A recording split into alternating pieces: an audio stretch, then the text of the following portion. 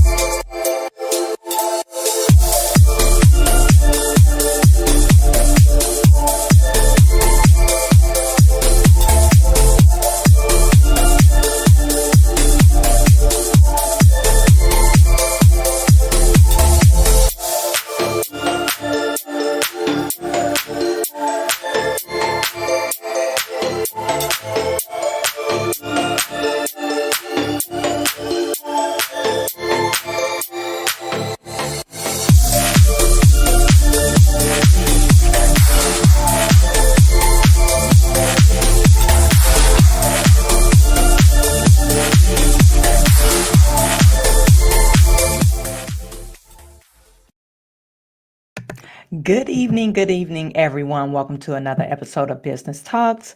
I am your host, Chawanne Burns. In today's video, or in this today's episode, we're going to talk about the Black agenda. This question was posed to Karine Pierre, the White House press secretary, earlier today from one of the interviewers, or I guess correspondents. And she wanted to know, was President Biden planning to meet with Stevie Wonder and talk about the Black agenda? And because of several things that's been going on in the courts, taking away rights as far as affirmative action, we saw that overturned. And as well as, I guess, back in last week sometime in Alabama, they overturned, and not necessarily overturned, they took some of the, they said the court ruled that it was unlawful for private citizens to sue on the Voting Rights Act. So she questioned whether or not Joe Biden was planning to meet with Stevie Wonder. I have my own take on that, but we're going to talk about that today in this episode of Business Talk. So you guys stay tuned.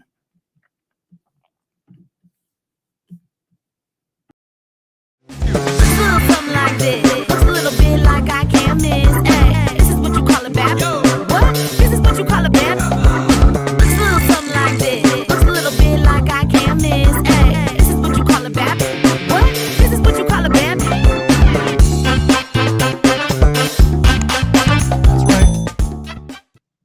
Okay, welcome back. If you like that intro music, you could go to scoresomemusic.com. That's www.scoresomemusic.com. Matt, he composed my intro music just for me, and he could do the same thing for you. Once again, that web address is www.scoresomemusic.com. Okay, so I'm going to share this with you guys. And, you know,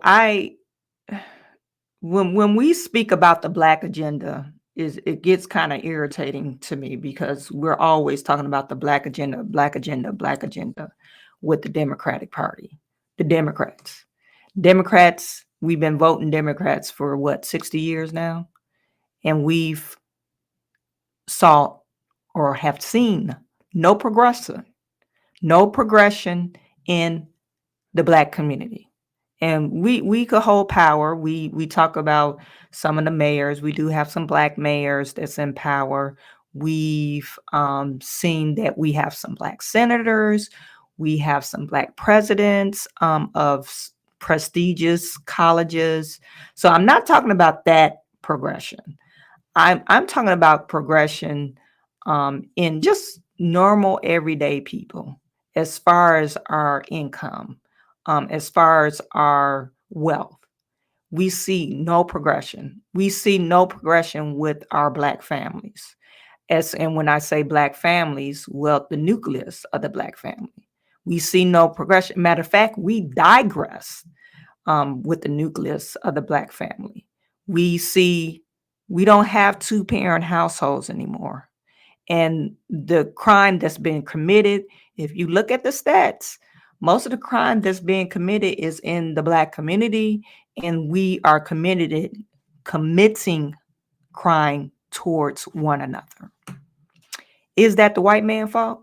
You guys, if you follow me, you know I don't never blame the white man. I think it's our fault of our own. So when we talk about the Black agenda, especially with the Democratic Party, there is no Black agenda. They tell you that they want you to, oh yeah, we're gonna talk about reparations. We're gonna do all these studies, that HB 415 bill, whatever, the reparation study that they've been studying for the last 20 years about reparations. Have they ever gave you reparations? All this other things. We get monuments. They got this George Floyd Police Act. Why do we need that? But we're like, oh yeah. Even that ugly ass statue that they put up that was for Martin Luther King. And nobody knew what it was. Everybody thought it was like a sex, a sex symbol. And it was supposed to be Martin Luther King hugging himself.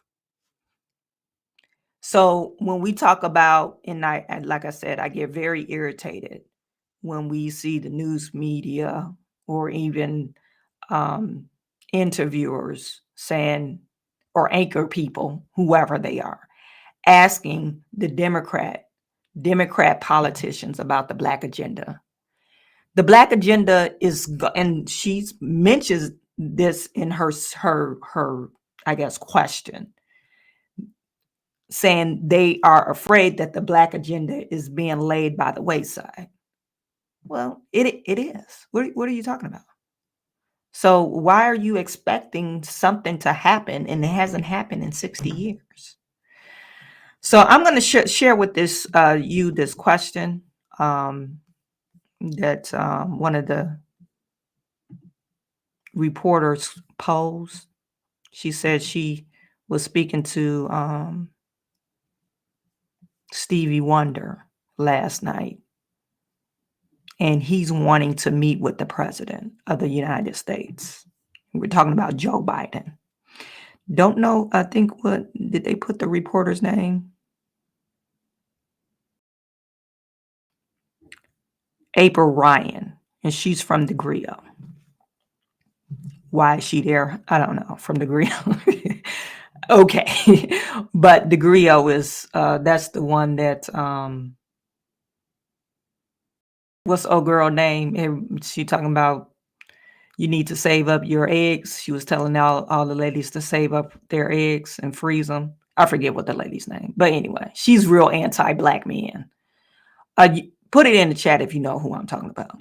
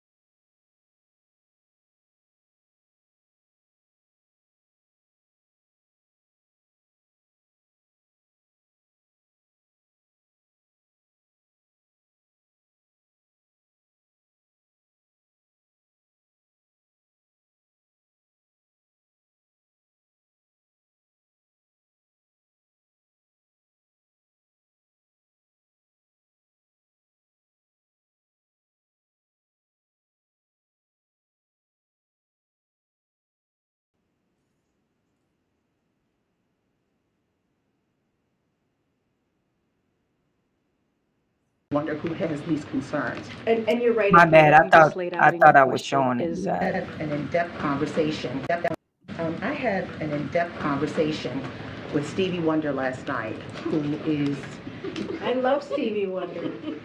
again, for the serious question, I had an in-depth conversation with Stevie Wonder last night, who is requesting a meeting with the president. He's very concerned about the Black agenda falling along the wayside and issues like laws of 50 years ago that are now being abolished or gutted, to include issues like the Voting Rights Act, what happened in Arkansas last week, affirmative action, Supreme Court, we've seen it, ban on books, and he's also even brought up issues of the Congo and the lack of information from the White House. Is the White House amenable to sitting down with Stevie Wonder, who has met with presidents throughout history, to include Ronald Reagan? He was one of the major impetus for getting the holiday for Dr. Martin Luther King Jr. And also he was one of those who worked with President Obama in his efforts to become president. Is this president amenable to meeting with Stevie Wonder, who has these concerns? And you're right, April. What you just laid out in your question is incredibly important. And so we take that very, very seriously here. Can I just say a couple things about Stevie Wonder?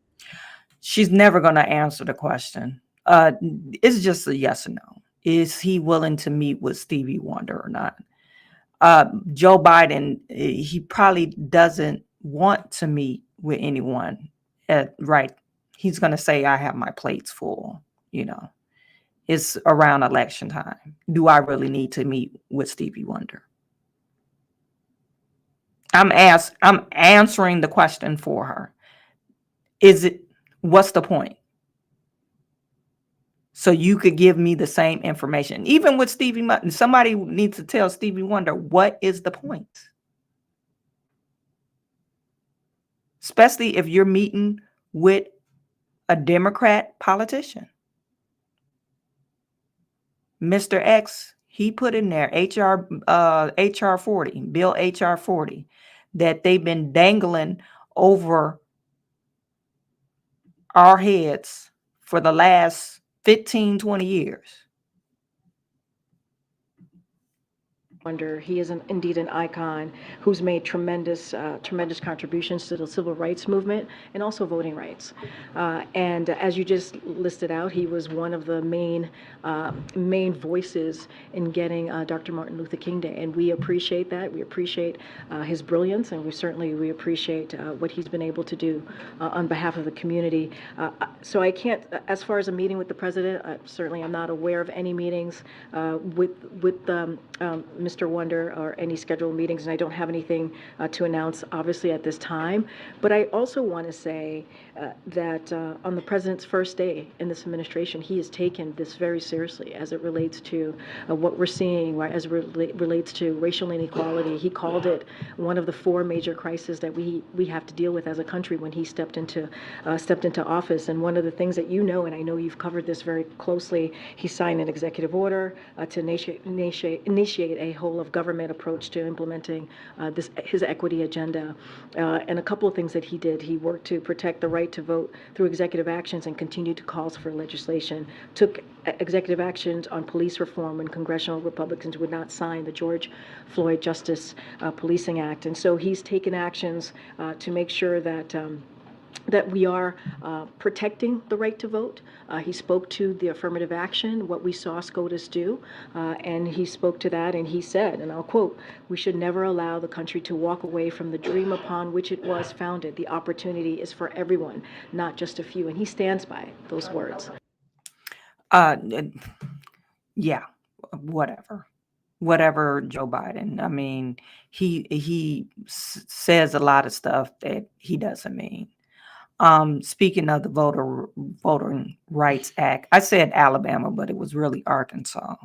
Let me just pull it up for you. Just for clarification.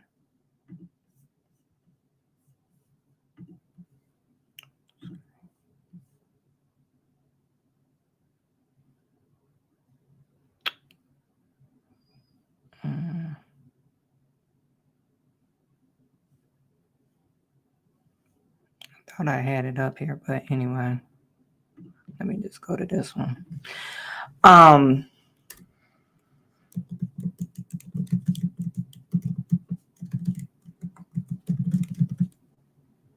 Arkansas.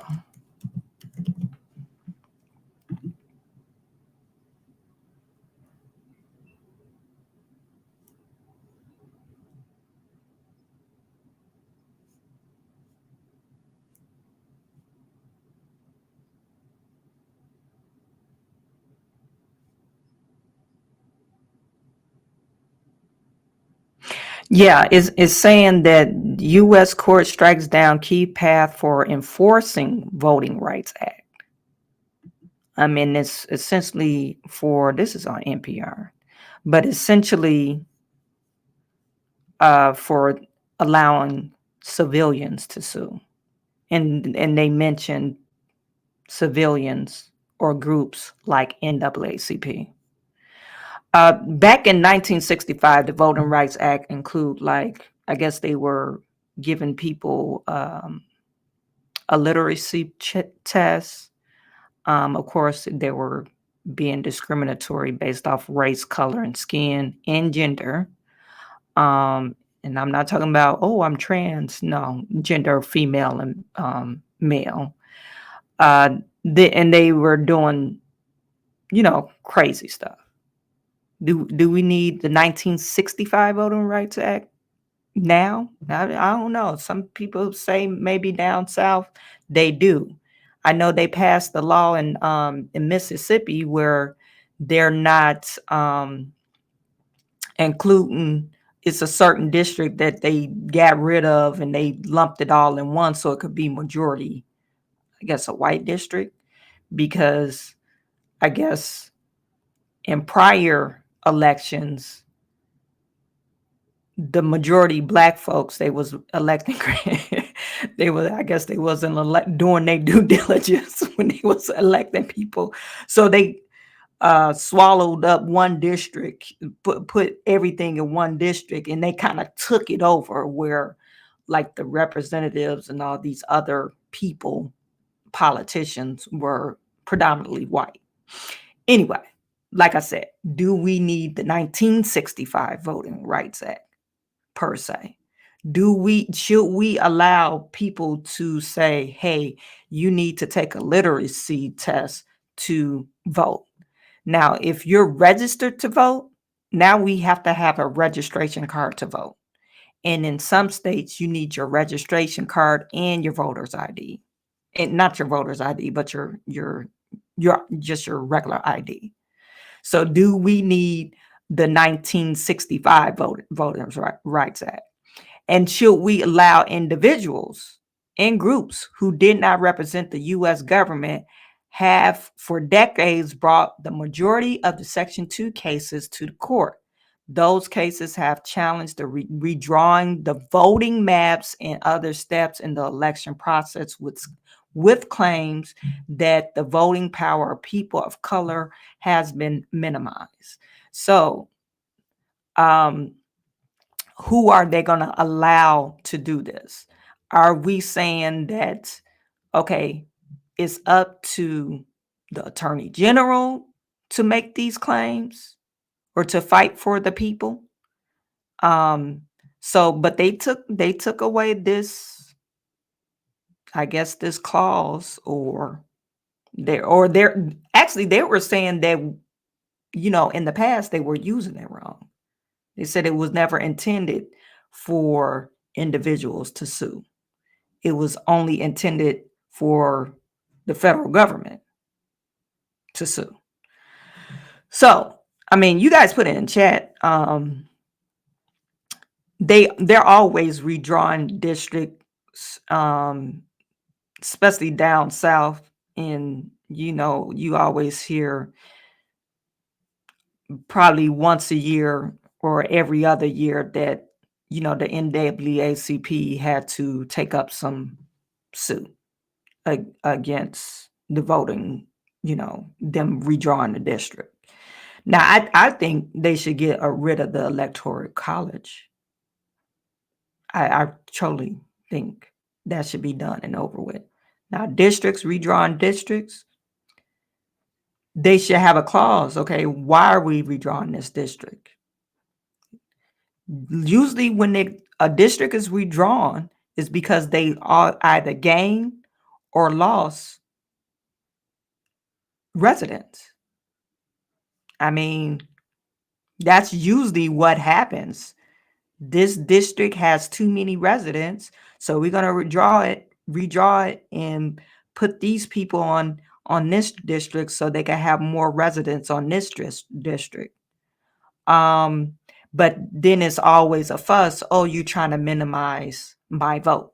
Okay, it could be seen that way. But if they have a clear, mapped out process of reasons why we will redraw a district, is because of it must meet all these criteria for us to remap the district. You guys let me know if I'm going in the wrong direction, but I mean, clearly this is something that they could, hard line. Okay, we're not going to redraw the district because of blah, blah, blah. We're not going to discriminate because of, your sex or whatever. We're not going to discriminate because you can't read. I don't know. But I think Joe Biden is not going to meet with whatever. Mr. E, yeah, it's an oldie, but a good. Don't go stealing my good ones now. Okay. You're talking about, y'all having another conversation. Dwayne said, Karine has never answered the question ever since she received this job. She's dodged all questions. She's never answered any question. Now, this goes to, now, since we're talking about voting rights or voting, and it's going to lead me into what I really want to talk about is really Joe Biden. This is Michigan. Now, this is a video about a woman testifying of the multiple absentee ballots were being received in sequential order with the date November 0, 2020. And when she questioned it, she got pushback. Like, if this is an absentee ballot, why would we have sequential numbers on absentee? Like, I'm opening the ballot and whatever she's supposed to do, whatever her job was. She's opening and then she's reading the voter number. It's like, this is 001, this is 002. How can this be all in one? This is like random. Like, how can this be? How can I receive an absentee ballot or a mail-in ballot with sequential order? It's like literally impossible for them to do that. But this is her statement. Sequence ballot numbers were all from this. I started writing down the ballot numbers and the last names of the person of the ballot that had the name on the ballot. They were. Now, this is Rudy, and y'all see this is Rudy Giuliani. Okay. And she's talking about Detroit, Michigan. All in sequence. These are absentee ballots, mail-in ballots. They cannot be in sequence. 2232 cannot have 2233 next to it, because if they're mailed in, they come in all different numbers. And when I started noticing that these numbers are almost next to each other, like one or the other was in the middle, but then they were almost next to each other, my antennas went up. That's exactly when I thought something is not right here. Then I asked the supervisor. There was not even a date on those envelopes. It said November 0-2020. There was no second number there. Then I said, what is the date on this one? Then they got really mad at me. They said, you're not letting us do our job. You're disturbing us. And at that point, because we really don't want to be kicked out, so we were just kind of not challenging anything because we want to still stay in the room because we barely had anybody. Not only that, the sequence ballot numbers were all from the same area, like the Goddard Street in the downtown Detroit. Goddard Street, sequential ballots, signatures were all alike, They had no date stamp. It said like it was empty after 0. There was no third or second or first or nothing. And none of them were coming up in the system. They were all being entered manually. They even knew that none of these details would even be in the poll book or in the system.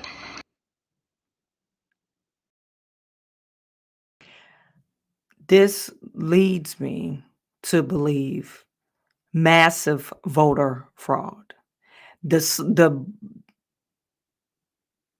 districts or the states that Donald Trump lost by a slim margin, it leads me to believe, because he lost Michigan by a slim margin, like 10,000 votes, it leads me to believe, okay, we probably have a problem here.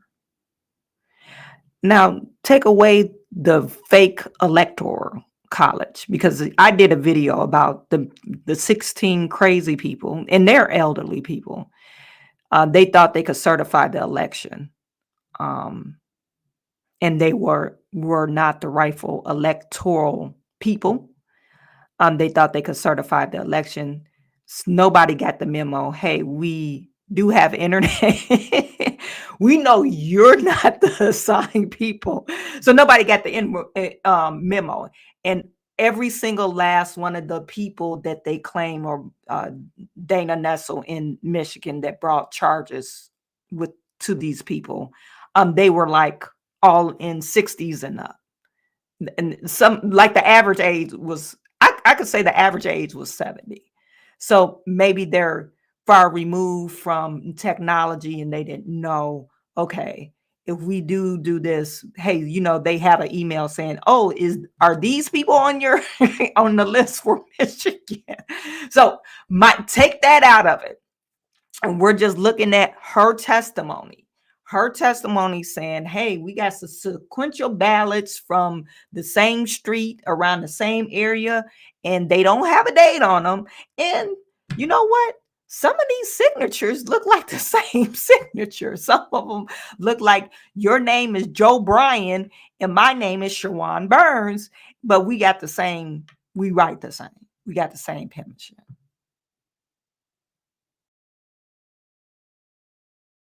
Does that make any sense?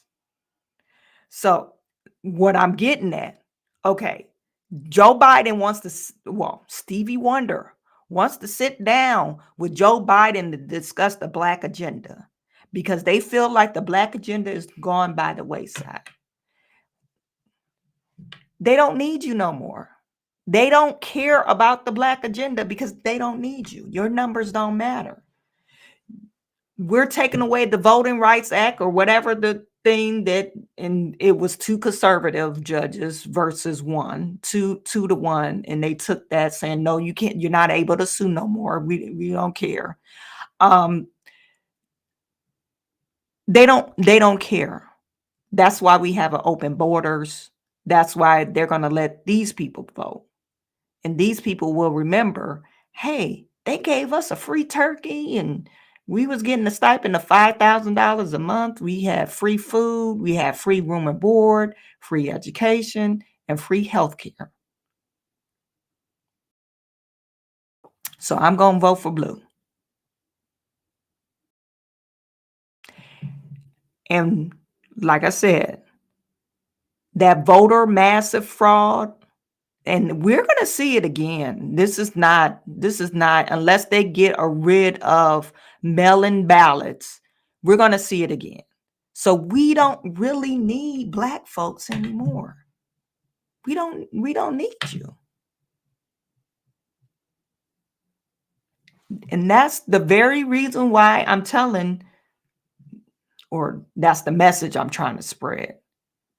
Stop it with the madness. Stop trying to say, hey, they're looking into reparation.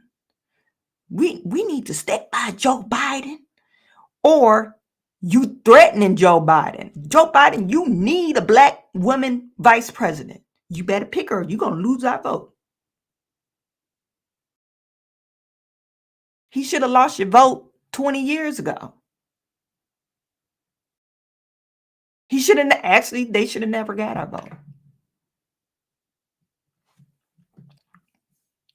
We have voter fraud. We could mail in the ballots and put whoever we want to put on there.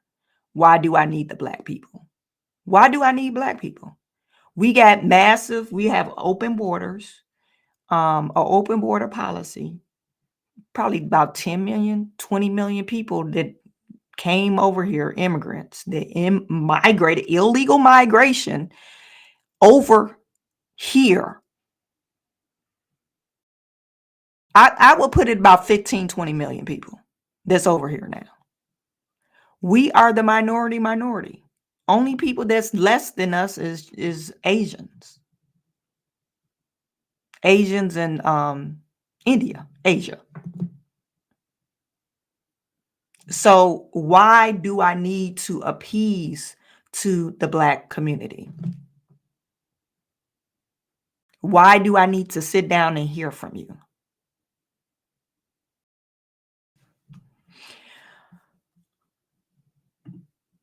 You guys let me know if I'm going in the wrong direction. Let me know if I'm going in the wrong direction. Did you see Stevie Kids? Neither did he. You stop it. Stop it. Stop it. I'm not going to read. Mr. E, I'm going to put you in jail.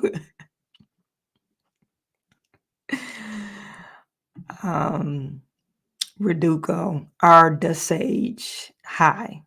How are you?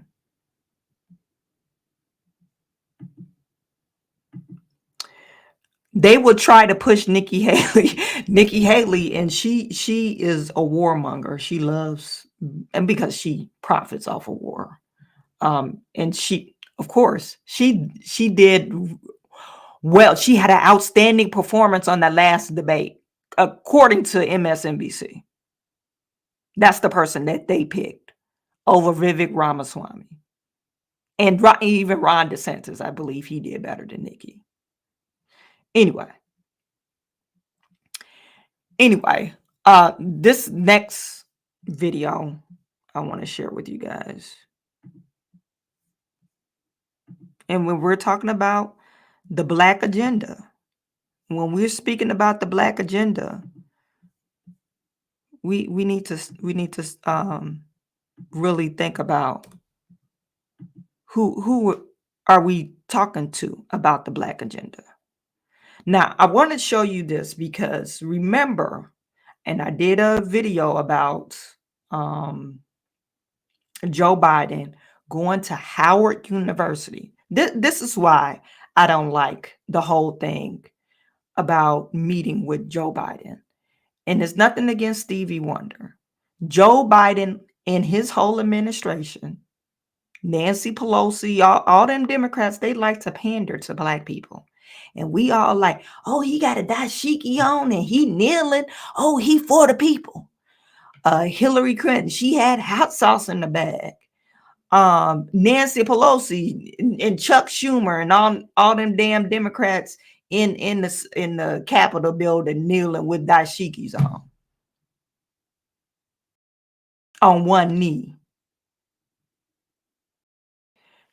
And they invited him to Howard University, probably the greatest black HBCU school in America. And they invited Joe Biden to speak, to give the, graduation speech.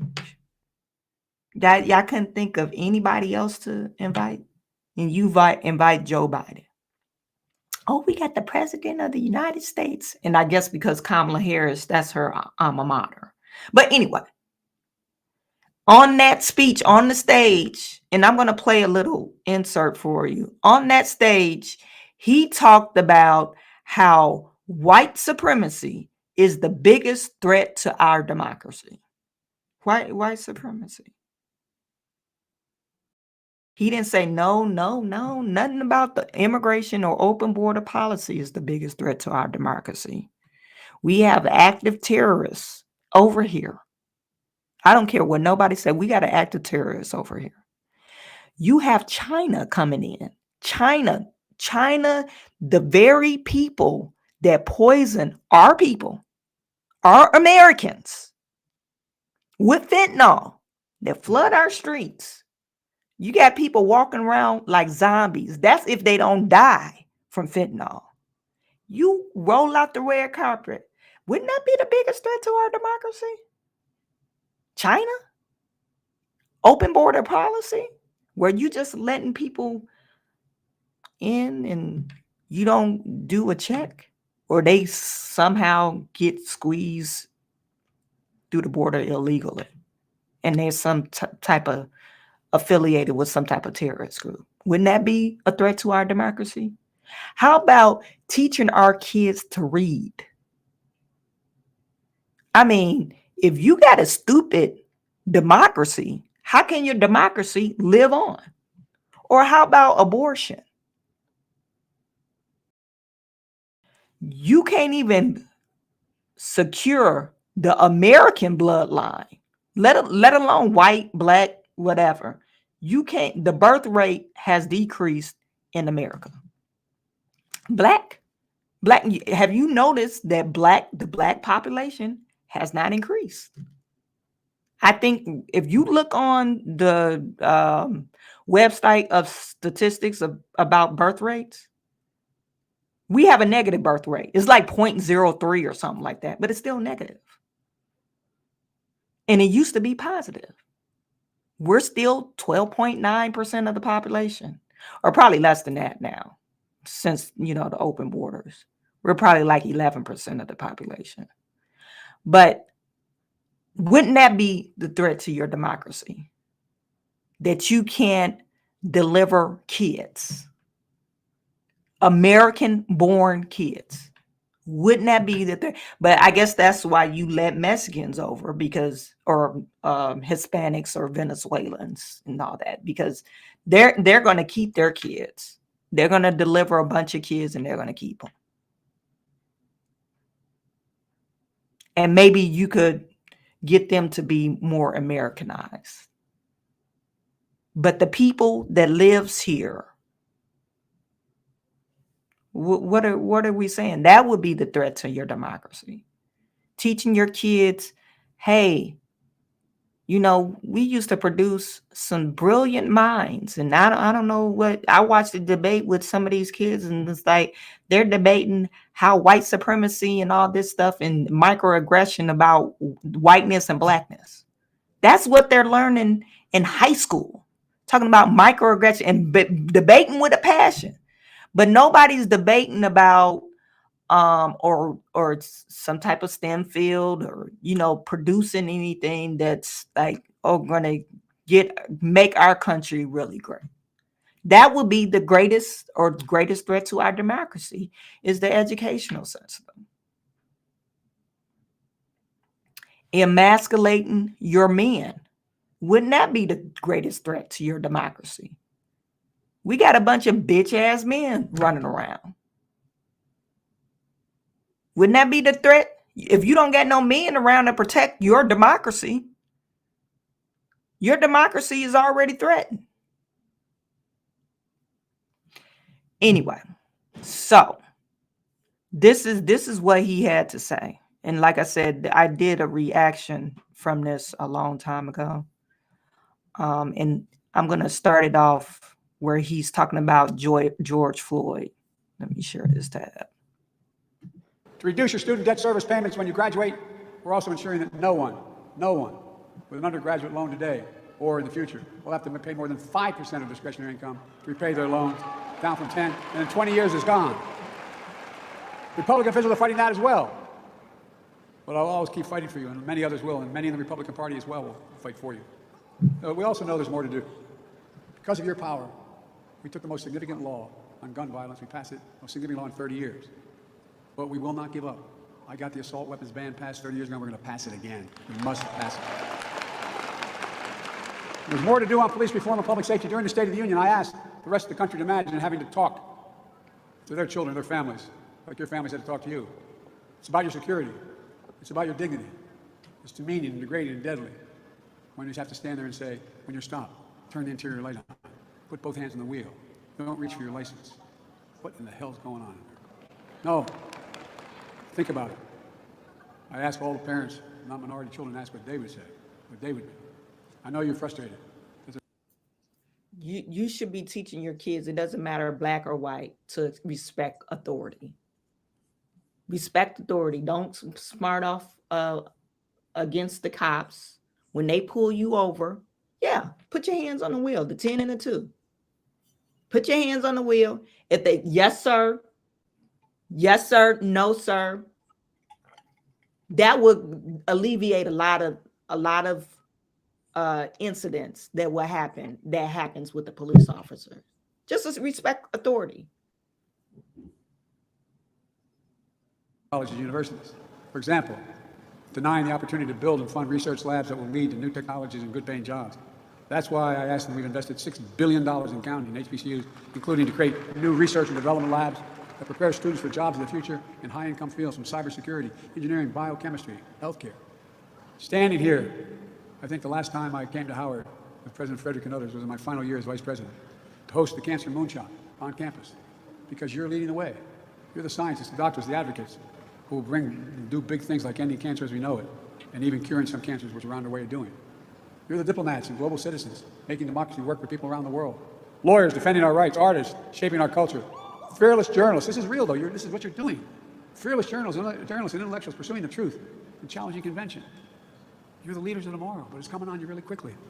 Because of you, I see a future we can finally move away from the narrow and cramped view that the promise of America is a zero-sum game. If you succeed, I fail. If you get ahead, I fall behind.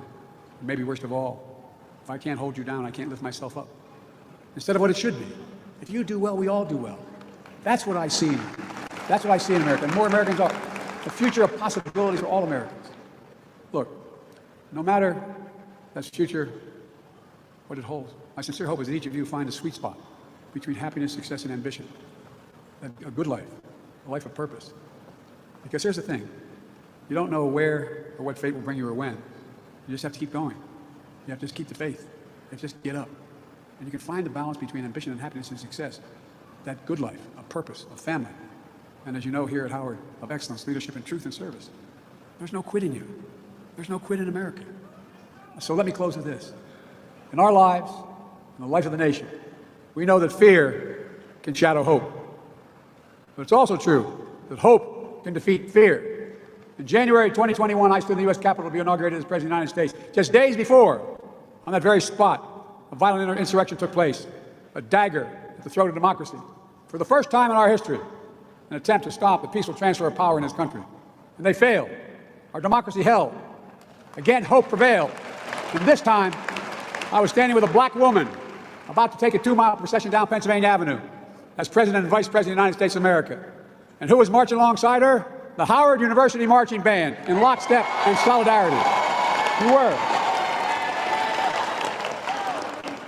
I give you my word as a white class of 2023.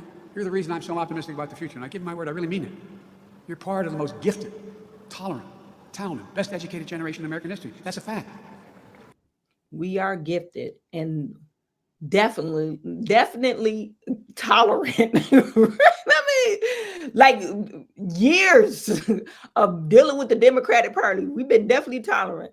I'm not gonna play the end of this speech. I wanted you guys to hear that last part. You said he said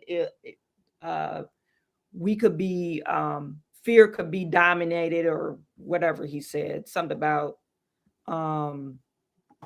they failed. Our democracy held. A purpose, a family. And as you know here at Howard, of excellence, leadership, and we inaugurated as President of the United States. Just days before, on that very spot, a violent insurrection took place. A dagger at the throat. A dagger to the throat of democracy. He's saying fear could be dominant, or you could dominate fear with hope. But your whole speech was fear. Your whole speech was fear. And I don't understand why they're cheering him on. They're cheering him on for what? Your whole speech was about fear, injecting fear into Black people so they could vote for him. And the violent insurrection, yeah, it was people protesting because they didn't agree with the election process. And that happens in other countries too. So what is he talking about? And then you had the media, Van Jones and Don Lemon crying. Like, oh my God, the democracy. You're like, come on, dude. This is called protests. If you didn't agree with the election, you would be protesting too. So what is he talking about? So anyway, so yeah, this was what I wanted to share with you. Like I said, we're talking about the Black agenda. He doesn't care about the Black agenda. He wants to rule with fear. And throughout the speech, I didn't want to play the whole speech, but you guys could find it in the my live section of my YouTube channel. He wants to rule on fear, and that's how he gets most Black folks to vote for him. Oh, you got to put your hands on the 10 and the 2, and you got to turn your lights on. What are we doing? What are we doing, man? When you get stopped by the cops, what are we doing? Yeah, that's normal. I bet you white folks do the same shit too. They're like, oh, hey, you don't want, especially in their town, they probably got some police officers that do the same shit. You don't want to mess around with so and so. You better do what he said. So they put their hands on the 10 and 2. Now, are we more apt to get into it with police officers than white people? I'm not for sure, because like I said, now we're no more apt to get killed versus white counterparts, because I showed you guys the statistics. Even though the white people are the majority of the population, so statistically speaking, of course, if you have an encounter with the police officer, it might end up badly. But that's all depending on you. It depends on literally on what you're doing. Because police officers, they don't have the patience for you to be fumbling around in your pocket and you're not listening to their commands. If they told you, hey, whatever, you have the right to ask them, why did you stop them? But if they shout out a command and you feel like they on the edge, you should be the one to de-escalate that situation.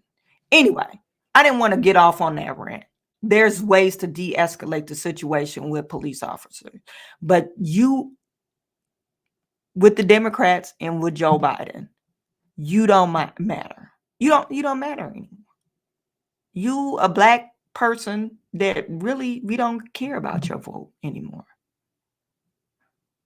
I just read, not minorities, but the white population was like 65% of Americans. No, it's not that anymore.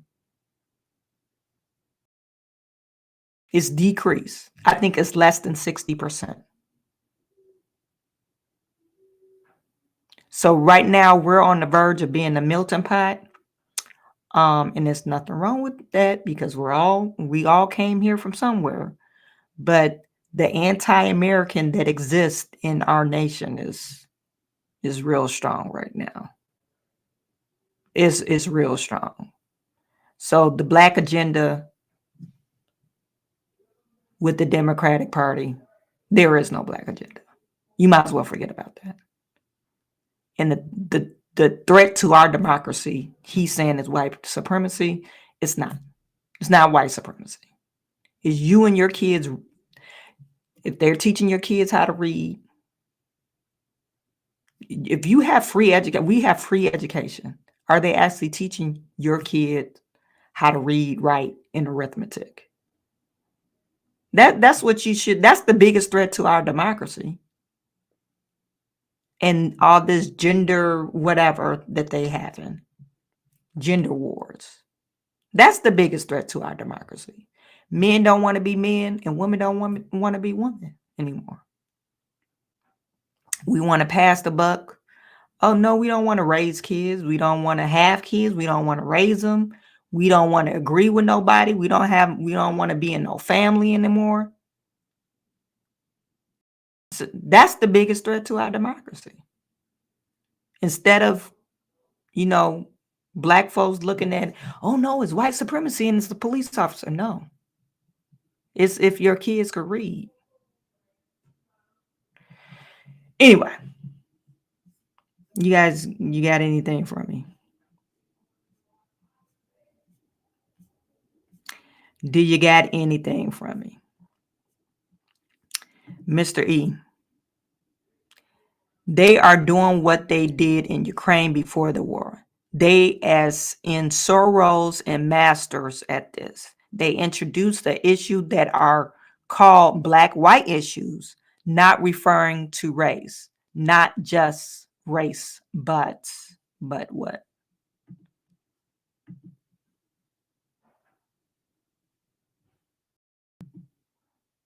They introduce issues that have no middle ground, like abortion. There is no middle ground on these subjects. They use only a few people to get into the union, schools, etc.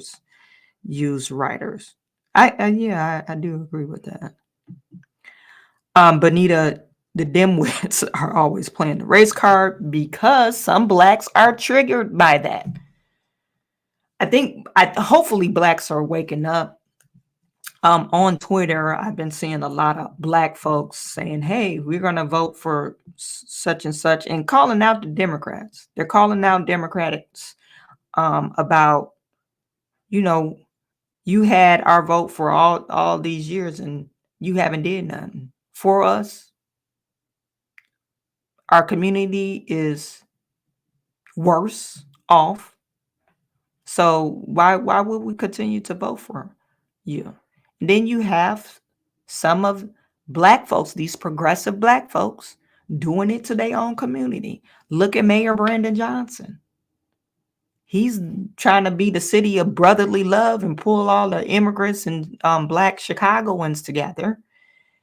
And all he's doing is driving a wedge between the immigrants and black Chicago's, or even just, the residents, period. And he's trying to use their resources, take away from your own black people to give to some people that are not from America. Anyway, you guys, I've spent online long enough. You guys, make sure you like, share, and subscribe to this channel. I'll be online tomorrow too, doing it again. Let me just let you know, I want you guys to follow me on this other channel too.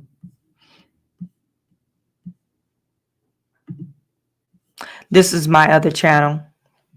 Make sure you follow me on that channel as well, okay? So, thank you for tuning in. I appreciate every single one of you. I am sending all my good to you. I'll talk to you tomorrow.